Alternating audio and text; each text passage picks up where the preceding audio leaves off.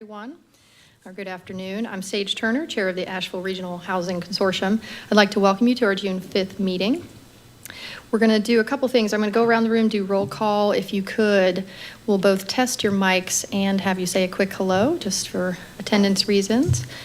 Right, Robin Merrill, not here yet, but expecting her to show up a little late. Okay, Karen Keena. Sam Starbaum, I didn't see. Karen here. Oh, you are here, sorry. Karen is here. Sam Starbaum is not with us yet. Jennifer Miranda had said she would not be here. Eric Rufa. Yeah, here. Great, good job on the mic. Liz Hanson. Here. Oh, wait, I think I turned it off. Yeah. So red light means on. Oh, okay. Here. Great. Let's see. John Connett. Here. Jonathan Jones. Here. Matt Cable, not here, but we have a sit-in. You want to introduce? That's right. I'm Matt Card with Buncombe County. Thank you, Matt. Other Matt. Emily Brewer. I saw Forrest. Here. Yep. Ricky Hurley. Yeah, Town of Woodfin. Jeffrey Adams. And I'm an alternate for him today. You are an alternate for him today. Okay, great. Alice Berry. No. Okay, did I miss anybody? We got you all. Okay, great.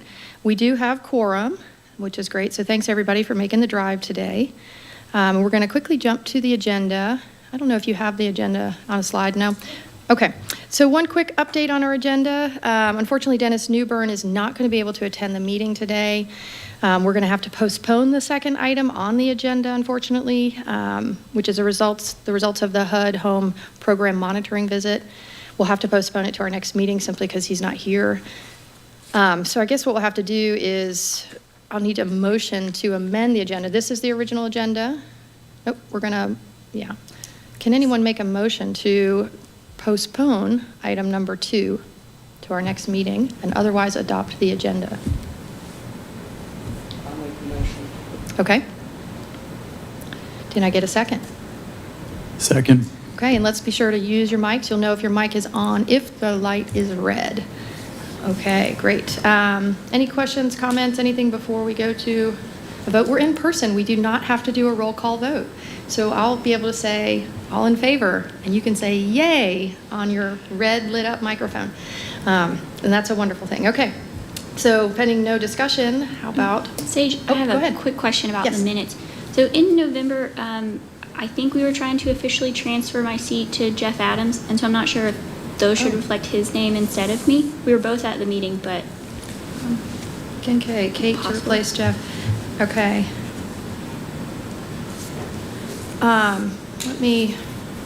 Is that something we need to amend the minutes or you want us to double check on? I actually don't have the minutes in front of me.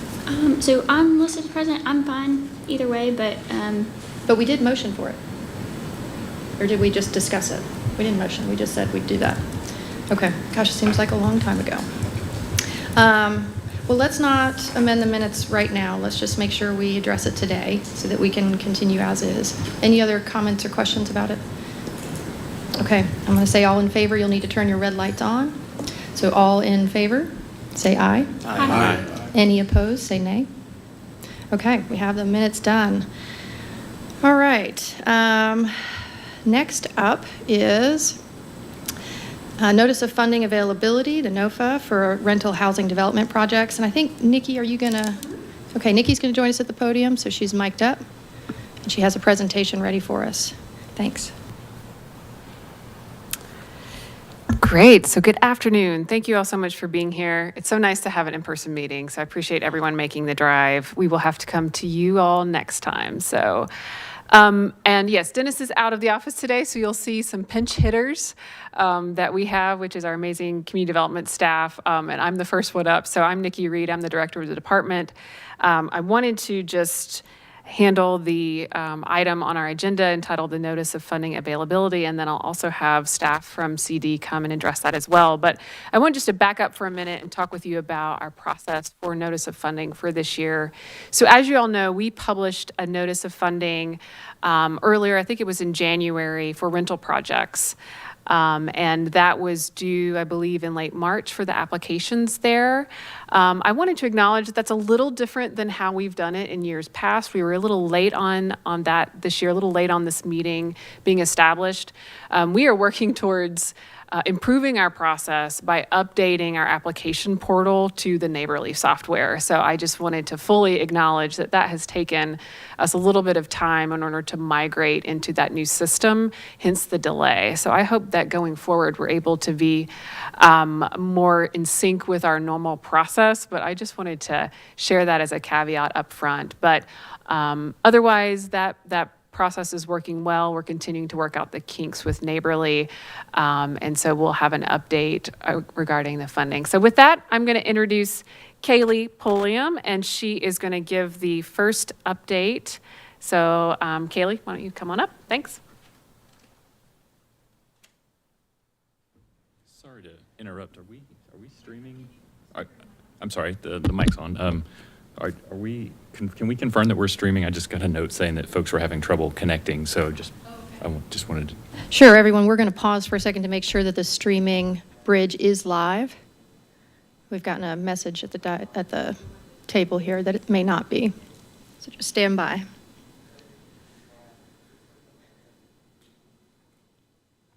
We sometimes have our council meetings in this room for overflow, and this miking gets everybody. Is it on? Is it off? But yours is not lighting up, Jonathan. That's why I thought you were off. So that's okay. Oh, you have it different. Oh, you have the button. Well, that makes it more fun. So you don't have red lights, some of you? You have a bright green light on your, okay.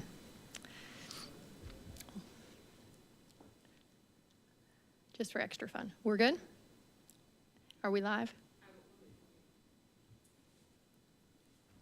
So we are being live streamed. It's just under the wrong title. So the YouTube is for the Mountain Community Capital Fund. So the glitch is that it's not this precise meeting. But if you go to YouTube and you click live, City of Asheville Live, you'll be taken to this meeting. But the glitch is really that it's being streamed under the Mountain Community Capital Fund moniker, which is a meeting scheduled for tomorrow. Nonetheless, we are also recording this meeting for record as well to comply with statute. So, but if we do have some attendees, they can hopefully log in live. Would love a confirmation if that's Okay. possible. I can even check on my computer too. But we are streaming and we are live. Okay, we're streaming, we're live, we're under the wrong name, but we'll keep moving. Okay, continue, please. Hi, everyone. My name is Kaylee Pulliam. I am the Home Program Manager for the City of Asheville. I just wanted to give a few quick updates about our most recent home applications for the 2024 program year.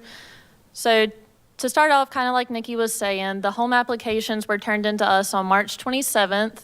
Once we got all of them in, the staff, me and some of my coworkers did an initial review of them. We went through and made sure all of the applicable documents were submitted and everything was in correct formatting. Once we finished our initial review, we passed it off to TDA, that's the Training Development Associates, and they conducted their own separate review, wanted to make sure we were getting as clear of a picture as the applications as we could.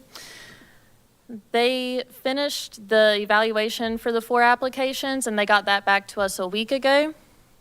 So the next step for the 2024 home program applications is we're asking for the consortium to put together a committee of 3 to 4 members to do another review of them, just to make sure everything is accurate and up to date, just to get a little more input into the application process.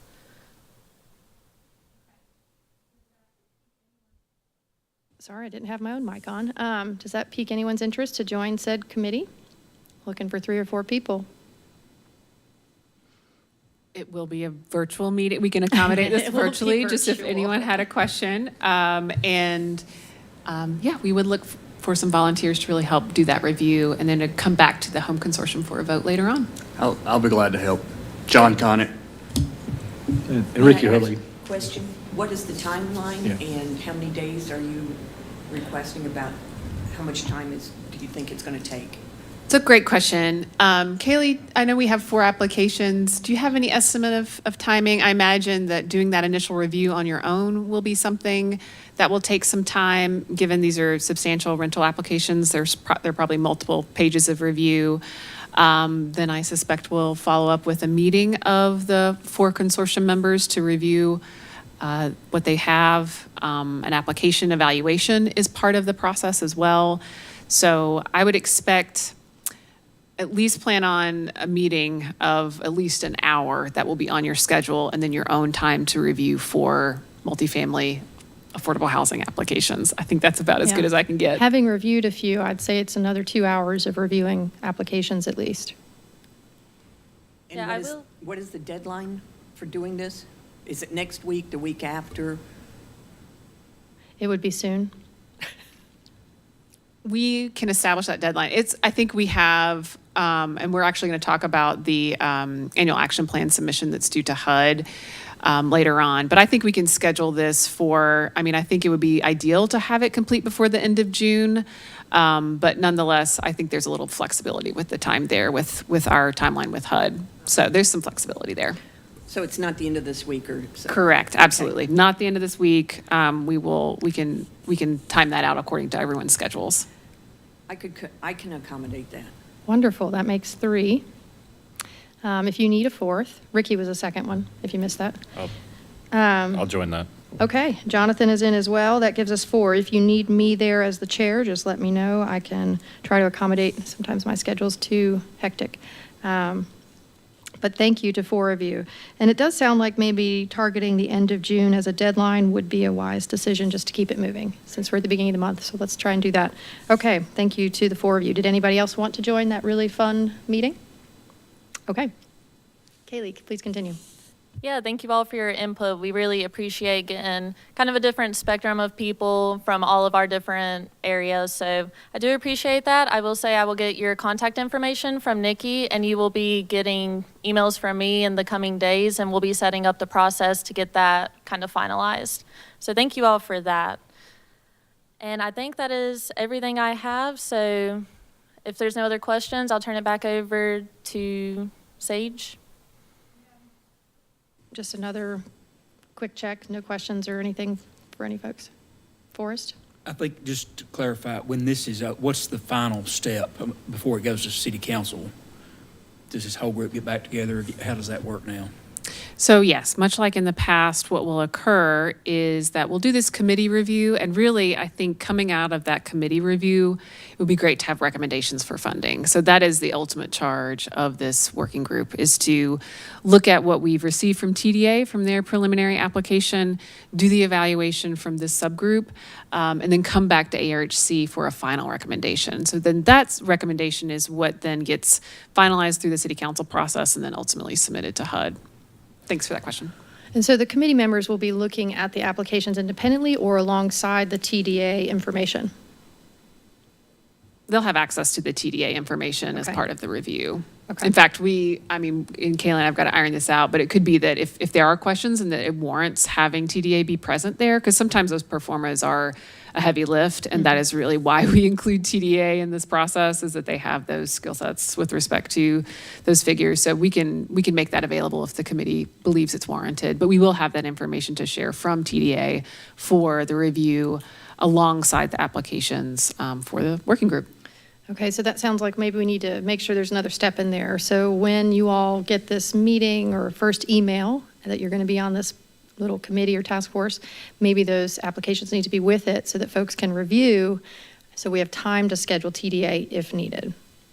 Okay, so your email will be coming with the applications and the TDA review, and I guess the first response will be whether or not we need to schedule TDA at that follow-up meeting. Go ahead and put me down to join the meeting. I'll just join pending schedule. Okay, any other questions about this process? So just to be clear, after this committee reviews, we'll get input from the committee, from the TDA, from the staff. We'll all come back together again for a vote. And it would be nice if the committee has a recommendation. Good? Everybody clear on that process?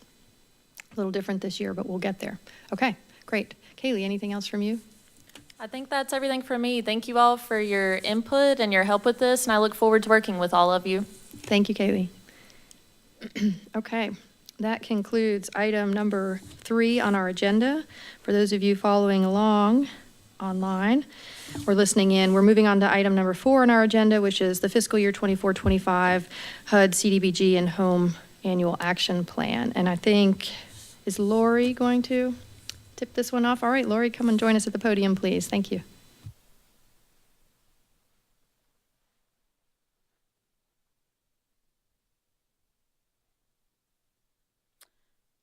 Good afternoon. My name is Lori Moore, and I'm a Community Development Analyst with the City of Asheville.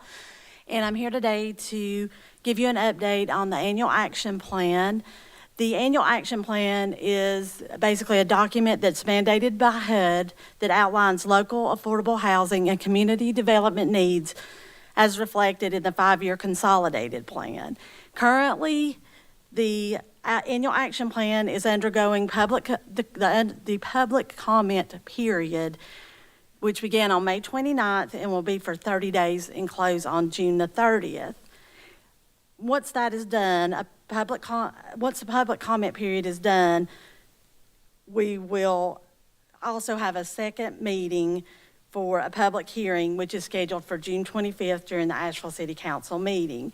We have also had one other public meeting to solicit the public input, which was held on May the 30th. And once that all is complete, the Annual Action Plan will be submitted to Council for resolution. I did want to point out that there will be a necessary amendment to the Annual Action Plan, as the current draft does not include any home projects since those are currently under review. And once we get that and have the resolution, everything will be updated with an amendment to HUD.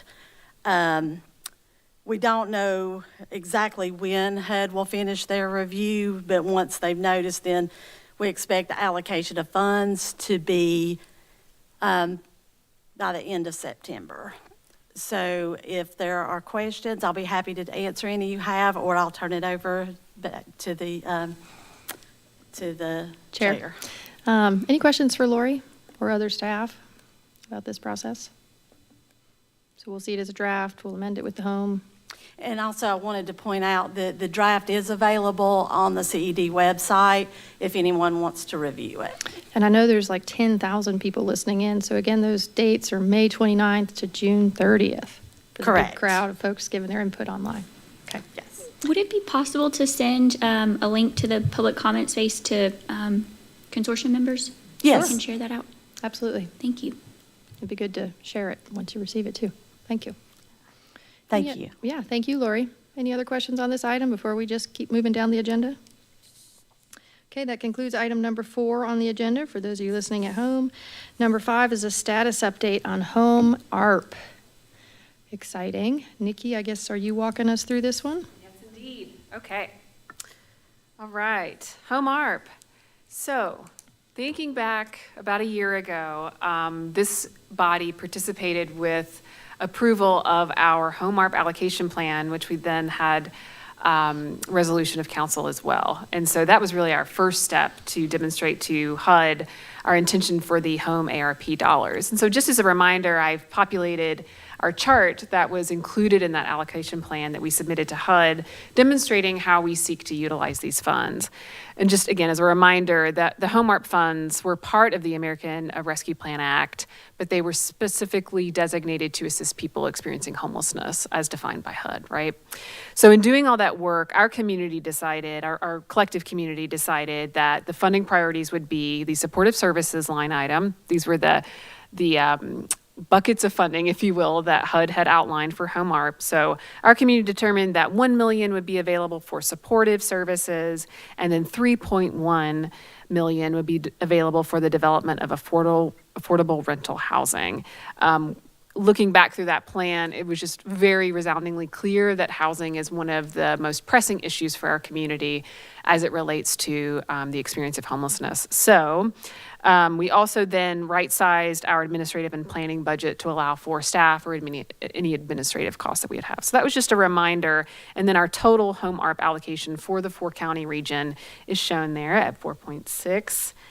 And then my next slide here is really to give an update on continuum of care. So the other important component of our allocation plan required that the continuum of care entities provide letters of support for projects that were to seek HOMARP funding. This was a critical decision because really our continuum of care is our local planning bodies that really work on establishing that framework for how we solve homelessness as a collective, right? And so for Asheville Buncombe, the continuum of care has been unfolding and has had its first official board meeting on May 23rd. So we're really excited about that the Asheville Buncombe continuum of care has now been fully seated. And then I wanted to also acknowledge that the North Carolina Balance of State continuum of care serves Henderson, Madison, and Transylvania. So what that means is that as we proceed in the request for proposals, if we are aware of any proposals that are going to come forward from each of our respective counties, that they would need to work with the appropriate continuums of care, in order to establish that letter of support. Again, we're really leaning into that continuum of care framework because that is the way in which we have appropriate planning for any activities around homelessness.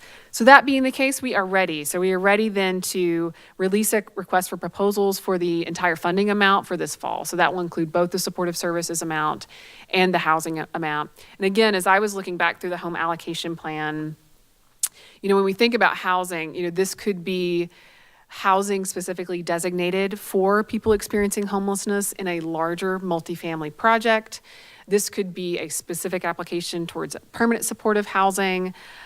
This could be single residence occupancy. So there's some very specific HUD language that defines what affordable housing means vis-a-vis home ARP. And so we'll be looking at that very closely. But just to start to give you some ideas, that is what we're looking to fund for much needed housing. So that's the update. I will say that we have been working to hire a staff member for that position.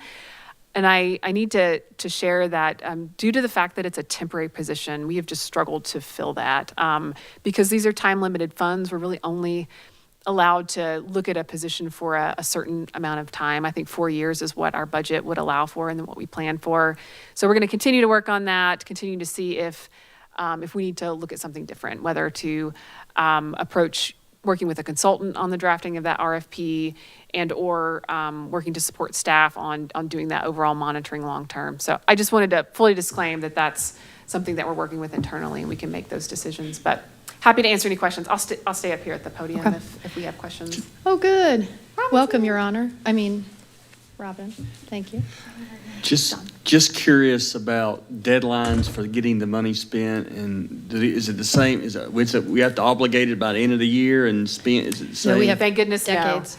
So, because yes, that's a great question, because I know, yes, as other representative governments, we're under a strict deadline for the ARPA funding, Yeah, right? yeah, Because yeah. yes, we're very much aware of that as we look to allocate the remaining ARPA funding by the end of this calendar year. So with Home ARP, we have passed the first timeline test, which was the allocation plan, right? And that has been accepted by HUD, so we're in good standing with HUD with respect to that timeline. But I think knowing that, some of these projects are going to take a long time, you think about housing, that could be a 2-year window with which we may see something come out of the ground. HUD has given us a little more leeway on a project-by-project basis with respect to Home ARP. So that's the guidance that I have for right now. I will be 100% committed to making sure that we meet our timeline. But as far as I understand it, that's the framework that we're working from. Great Thank you, question. Nikki. Karen? Yes. Do we have access to the Asheville Buncombe and the North Carolina Continuum of Care reports? And so I'll just restate the question. So do we have access to the Asheville Buncombe Continuum of Care or Balance of State reports? So I'm curious if you have any clarification for reports. Like who's on it, or, because the Buncombe County one has just formed and had their first meeting. So, If I'm reading the question right, what I'm hearing, interpreting perhaps, and tell me if I'm wrong or not, but the question is, well, how do we make those connections for interested parties that may seek to use this funding? How do they need to connect with the North Carolina Balance of State to get those letters of support? Is that kind of the vein of your question? Okay. What I think we can do, so Emily Ball is staff within our department. She is our lead staff who serves the Asheville-Buncombe continuum of care, but she also has contacts within the balance of state. And so perhaps as we kind of move along into this process, it would be good to give the balance of state a heads up, and even perhaps provide very specific contact information into our RFP such that any proposers from the adjoining counties have a friendly, warm handshake, right, with the balance of state entities, and or they know who to call, and that we've also provided that information to the balance of state. So we're going to put that on our to-do list. And if we need to follow up with any information, or if I need to have Emily Ball follow up with any information, we can do that. But that's a great point, and then we'll make sure that that's reflected in the RFP, that there's a clear way in which our surrounding counties can have access to those staff at the balance of state. Nikki, could you go back one slide, please? Sure. Just because we don't have even our next meeting scheduled, I just want to make sure everybody's kind of understanding what's happening, and if there's any questions or things we want to let staff know to help inform how they set up this process, this would be a good time. So that everybody remembers this chunk and this activity that we did, right? So talk to us a little bit about if the RFP is issued this fall, and I don't know if you need input from us. If you can't carry it out with a hire, you're going to use a consultant, but we'll do it this fall no matter what. That is our intention, Okay. Absolutely. And then how long of a period would that RFP be out? I think it will be very similar to our normal process, right? So if we think about the cadence of a normal RFP process, that's something that we'll want to model this after. Okay. What about, will you need a committee of a few members or anything like the last item to help kick this off? I mean, I think that what we've established today with the idea of having financial support through our vendor, through the Training Development Associates, is a good move, just so that they can help us with that heavy lift in terms of the pro forma analysis and underwriting analysis. And yes, I do think it would be prudent to have another subcommittee review that. And again, the continuum of care, their duty in this case is just to provide those letters of support. So I do think that is, in terms of having a final recommendation, that would be a prudent move to kind of follow this new process that we're testing here. Perhaps it looks like it's linked through this presentation and such, but it might be good to just send one kind of email to the consortium of, this is the spreadsheet we settled on, this is the background, what it can and can't be used for, this is our rough timeline. So I just want to make sure that the next time we come together, we're not like, wait, this is right in front of us and we weren't ready. Okay, that's helpful. There's a link in the slideshow. We can certainly send that out, but it really does delineate, because this was a year ago, time flies, right? So it really does delineate the way in which we evaluated the opportunities for funding, just in terms of the allocation plan. So this really went through what our needs inventory was, our gap analysis, and then also the community engagement that was done to inform priorities. Is there a staff summary document about all this? I feel like there was one last year, and maybe it could just be surfaced and shared again. I know we definitely did that for a staff report for this body.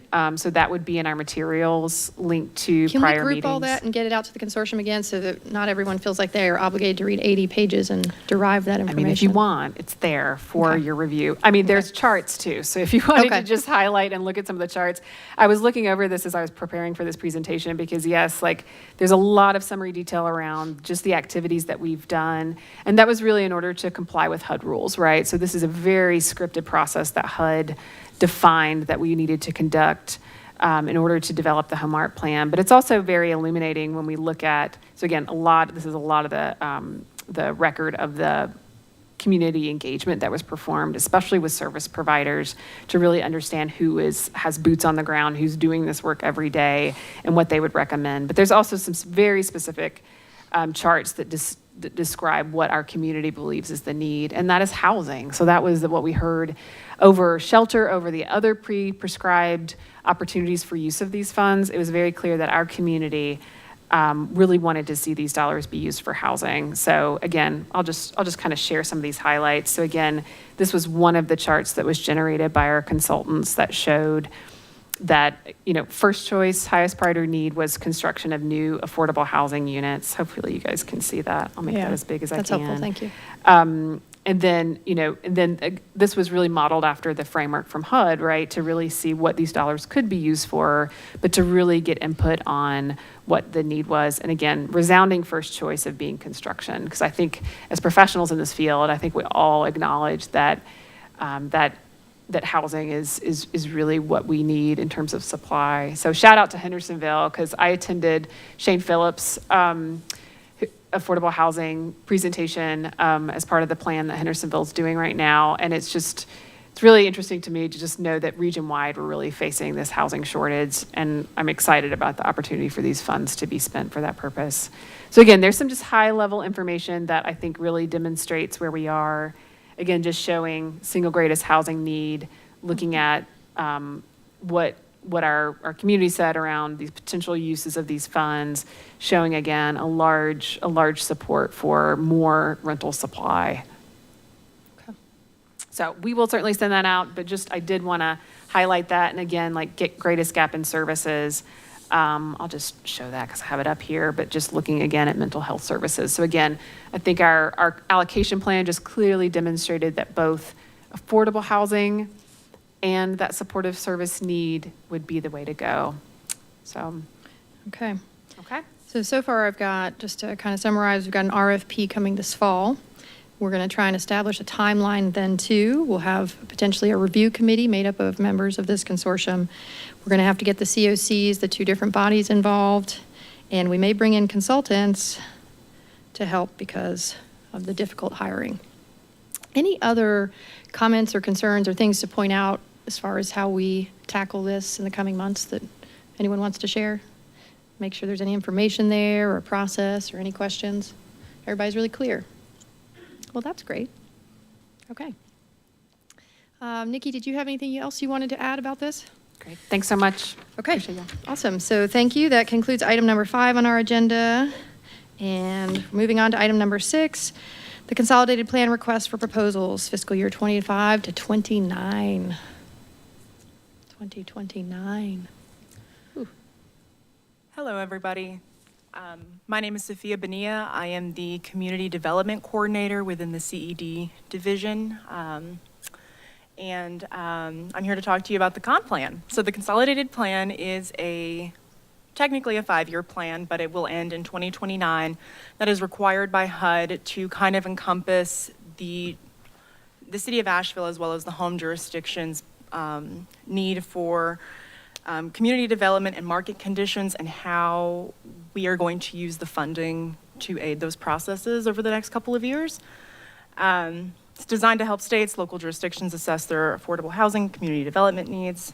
The consolidated planning process serves as the framework for community-wide dialogue to identify housing and community development priorities that align and focus from the funding formula block grant programs, including Community Development Block Grant Program, or CDBG, the Home Investment Partnerships Program, the Housing Trust Fund, otherwise known as HTF, and the Emergency Solutions Grant Program. So the last con plan that the city published covered the years of 2020 to 2024, so it's ending this year. And the RFP for the consultant to create the new con plan was published on May 28th of this year, and submissions are due by June 20th, 2024. Laura Neer, our community development analyst, is the project manager for the con plan project. And in regards to this consortium, the biggest need that we will need, there's going to be an emphasis for community engagement in the upcoming con plan. So when a consultant is chosen, we're really going to ask that we are able to lean on you all for your input in regards to the other counties in the commission, or in the consortium, excuse me, and get input from what you all need in your communities as well. So if there's any questions, I can try and answer them. Otherwise, I'll turn it over to Chairwoman Turner. Thank you, Sophia. Any questions for Sophia? I'll just plug it is out for bid now. So if you know any consultants that are in this field, we welcome their submittals. We had a pre-bid yesterday, so it's good to see some attendance at that meeting. So feeling good about it, but just wanted to also plug that. And our city's website is listed there, asheville.nc.gov/bids. And that's where you can find information and share that with your colleagues or any interested parties that may want to bid on the comp plan. And it looks like there's a couple weeks left till the deadline, so maybe when you send the consortium the link to the other thing, you can send this link so they can push it to their colleagues if needed. Okay. And this will include an update to the housing needs assessment? I could not hear you. This will include an update to the housing needs assessment? Okay. Do you foresee any additional committee need on this one, Nikki? Are you trying to get us in little groups, or? I think it will be, I mean, the way in which we've structured the RFP is we really do want to lean into our consultants' framework for how they want to do this. And so I imagine that in our initial scoping meetings and kickoff meetings, we're going to talk about the consortium board. I mean, that's included and acknowledged in our RFP.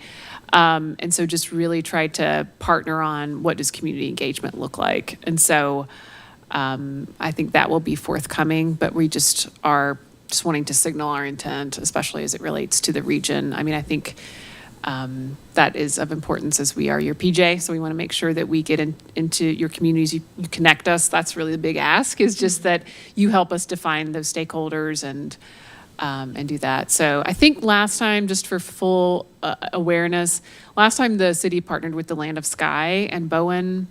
Oh, right. The Bowen report is all I know, but it's Patrick Bowen. That's right. Patrick Bowen is the housing needs assessment person. So that was who the city had contracted with previously.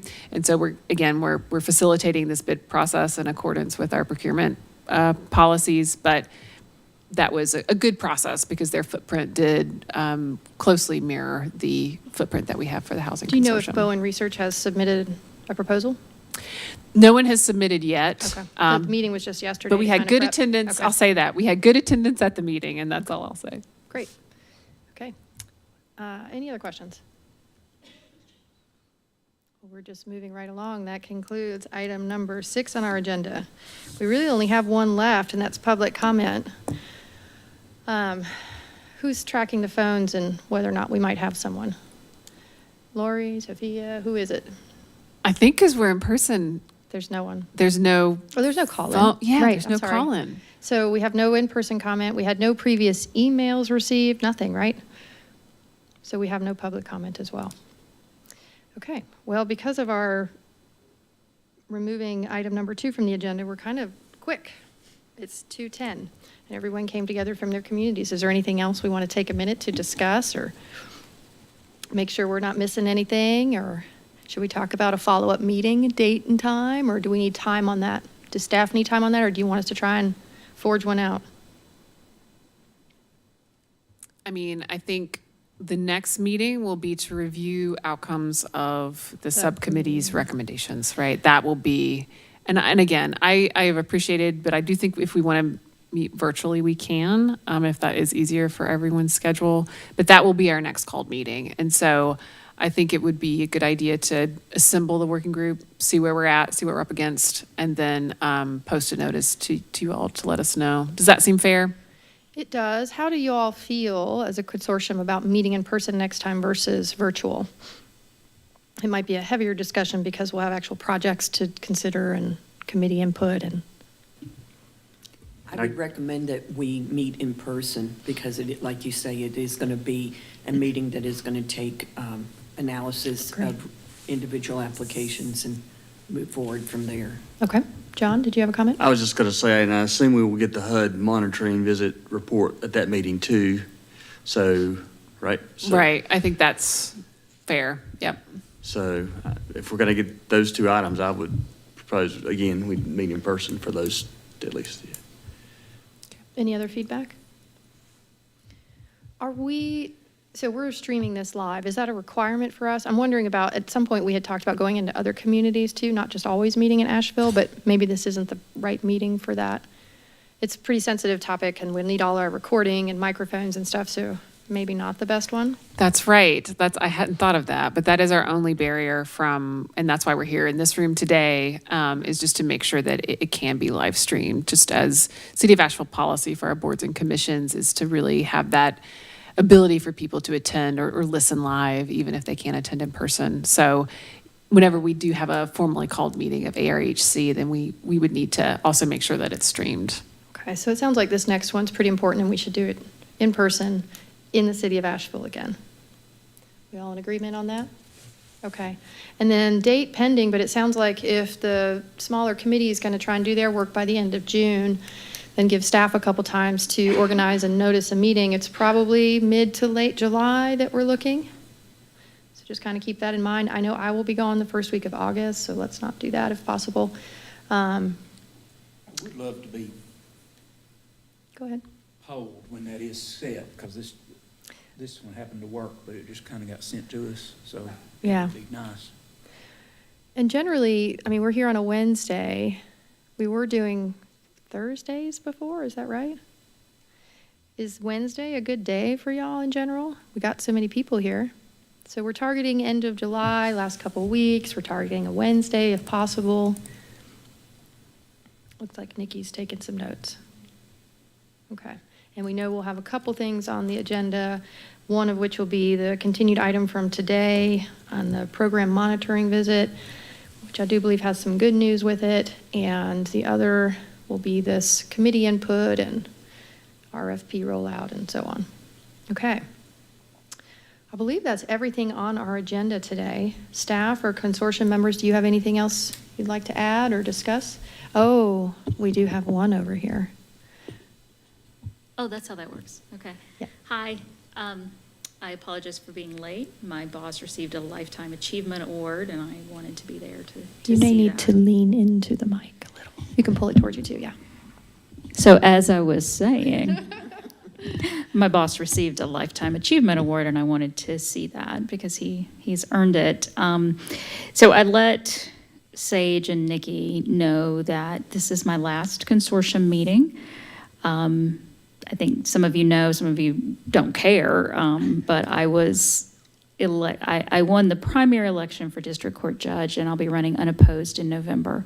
So beginning in January, I will be a district court judge for Buncombe County. And on this board, I'm an appointee of the town of Marshall, where I used to live, and I talked with Forrest, and we decided that the end of the fiscal year would be a good time for me to step away so the town can appoint someone else.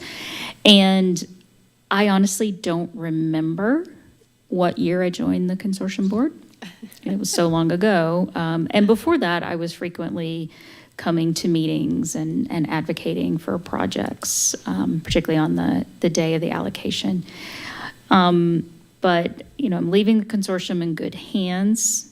All of you are really knowledgeable and care about your communities. And the only thing that I ask of you is that you always keep in mind the people living in the smallest communities in the consortium, and that you always try to fund projects that are going to benefit them when you can. Thank you, Robin, and thank you for your many years of service. I know I joined the consortium, I guess, when I joined council 4 years ago, and I was like, wow, what is this even about? And you were able to help guide me through there and often sit in when I was unable to attend, so I really appreciate that. And it reminds me that we'll need a new vice chair, hint, hint, hint, if anybody's interested. But thank you, Robin, and this will be your last meeting with us, and we will certainly miss you. But you can come and sit in the audience, and you can give public comment and throw things. Well, okay, that one too. Judges that throw things. No, but congratulations on your unopposed upcoming election. Okay, I do want some of y'all to be thinking about taking on VP. Yes, go ahead, Karen. Not to interrupt, can we circle back to the next meeting? Yes. Hearing the size of our agenda, can we look at it setting aside more than an hour of time? I would think so. Do we think 2 hours is enough? 2 hours, everyone? Yeah. 2 hours would be good. And we probably do want to get a vice chair established. I don't know if we need to at that meeting. I don't see any hands jumping, but I will pick one of you randomly if no one wants to. And do we need to vote on that, I guess, practicality? I think we'll put it on the agenda Okay. and we'll do some research to make sure we know exactly how to handle that. But yeah, be thinking about. Is anyone initially excited about the idea? It means that if I'm absent, you can chair these meetings. And it means that you're often pulled into greater discussions when we're, say, planning the agendas or figuring out what's next or what might need to happen. Sage was rarely gone. Before her, Julie Mayfield was gone a lot. Oh, that's helpful to know, yeah. So I could be gone more. No, I'm just kidding. I'm kidding. Is anybody interested? Okay, so by the next meeting, I'm going to pick one of you. But reach out if you have any questions about what that might entail or, if you're curious about it in general. And that is it for me. With no public comment, all we have left is adjournment unless anyone else has anything to share. I'll just add really briefly. I know there's been some concerns in the past of funding recommendations, and I really appreciate the effort to involve the consortium members ahead of that. So thank you. Great input. Anyone else? Okay, well, thank you for making the journey to Banquet Hall of Harris Cherokee today. And we will be in touch, those of you that are joining the review committee soon, and the rest of you with more information about the process and what that July meeting might look like. All right, thank you. We are adjourned.